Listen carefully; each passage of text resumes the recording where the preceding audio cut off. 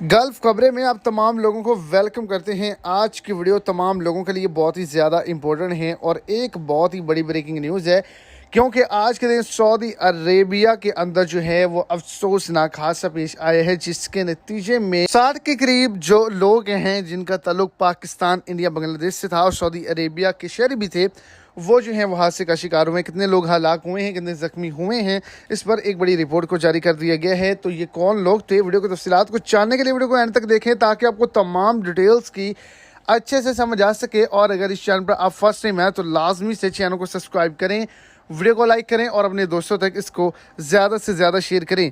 तो आपको बताते चलूँ कि एक बड़ी अपडेट जो है वो शेयर की गई है। उम्रा ज़ायरीन के साथ अफसोसनाक हादसा हुआ है। बस एक्सीडेंट हुआ जिसके नतीजे में 60 के करीब जो लोग हैं वो एक्सीडेंट का शिकार हुए हैं, जिनमें से 20 जो लोग हैं वो शदीद निगहदाश्त के शोबे के अंदर रखे गए। उनकी जो हालत है वो बहुत ही ज़्यादा नाजुक है।